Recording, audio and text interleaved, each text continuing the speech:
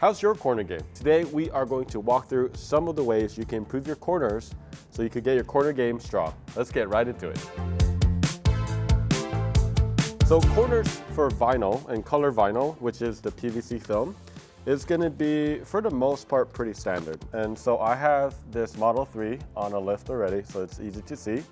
And what we're going to do is show you the ways that most people do corners, pros do corners, and maybe even some ways that do-yourself people should do corners, right?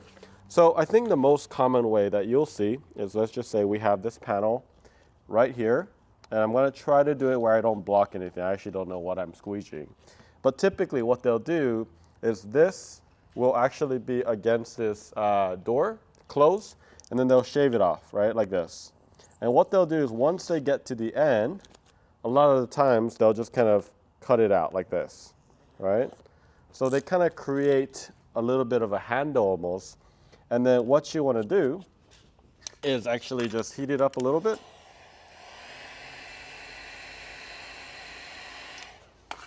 And then go corner out wide and just hook it, just like that. That did not look good, but you're pretty much shaping it, and you can see all this material. That's a lot of material, but then from then on, you would actually heat it again.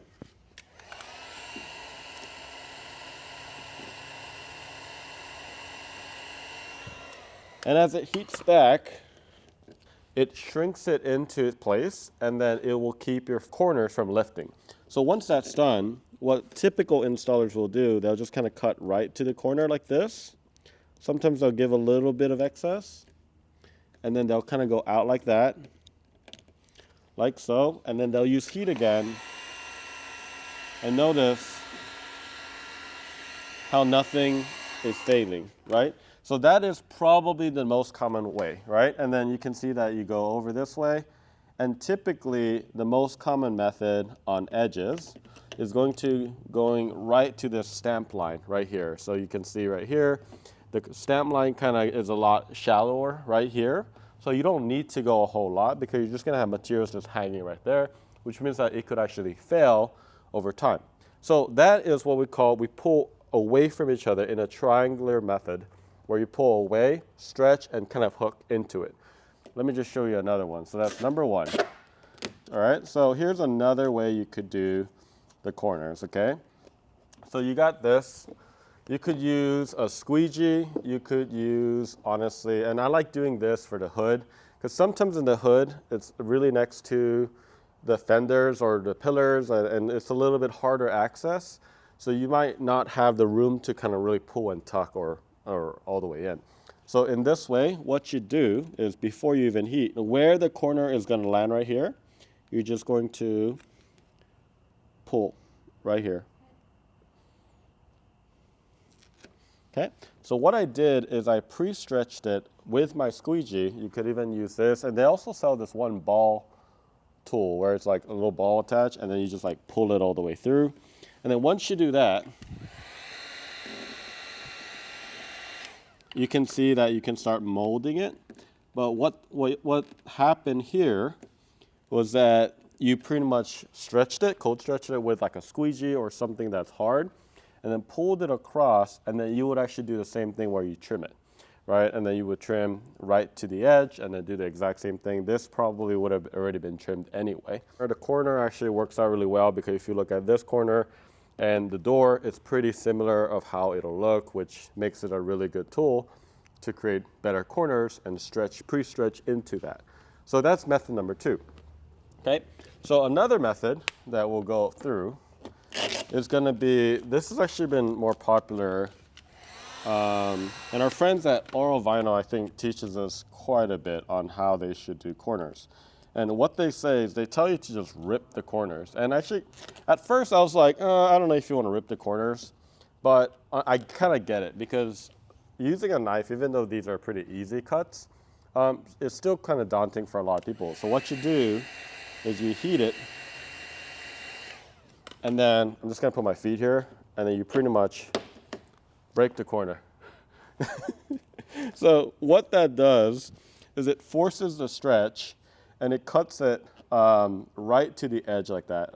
Of course, it broke like all of that, But when you break the corner, look at this. It kind of automatically hugged that, and it worked. Obviously, there's some risk, and you don't want all this material when you do that, because then it'll pull areas that you don't want pull. But grab it and do the same thing, triangular, and then you pull it really hard, heat first, pull it really hard, and then it will conform into this. This can be really useful, especially when you have the access to do it, right? So for things like here, top of the door, or any of those open corners, those are gonna be really useful to do that. Some risk is if you really screw up, then you might have to do a redo or have to stretch a little bit into the corner again, but just keep that in mind. So that's a unique technique. I'm gonna go ahead and use some new vinyl over here. So another one. This corner is going to be useful definitely for beginners. So I think some people might not feel comfortable doing any of those. So one other way is, let's just say I'm just gonna go ahead and make the cut. Okay, I'm just gonna put the vinyl here. So I got my corner right here. One other option is to just cut it right down the middle, and we call that a relief cut in vinyl. And what that does is it creates and splits it in two like this, and then you could pretty much fold the first one in like that. You probably want to trim this a little bit in the inside, heat it up, and then you would fold the next part right here. And what this does is it relaxes the material, so it's a lot easier to work with. Oh, that's bad. It relaxes the material so that you're not bunching it up, especially if you're not comfortable folding over some of the corners. So from the outer perspective, you might have a small little line right there, but it really doesn't look bad, especially for people who are just getting started and they kind of want the relief cut. Or maybe there's just too much material, so you're just kind of folding one and then over each other. And then again, if you have a stamp line like this, you do want to get rid of this, so you do want to trim this out. So this may be a little bit harder for some people, mainly because you might still have to trim it out even though you were trying to avoid that, right? So once you get rid of this, you know, you got a little bit more material, but there you go. And then you could fold the rest.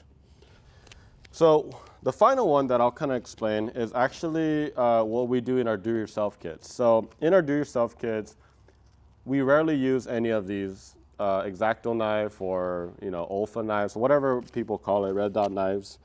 And the reason why is I think a lot of people are definitely a lot less comfortable with using a blade, and maybe some people shouldn't use a blade.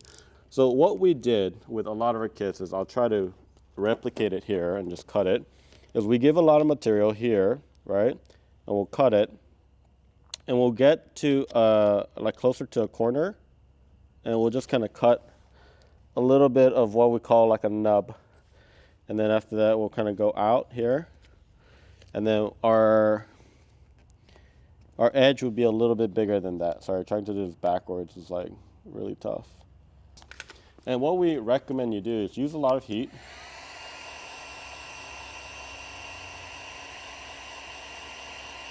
And using a finger or your wrap glove, you kind of go into the corner like so.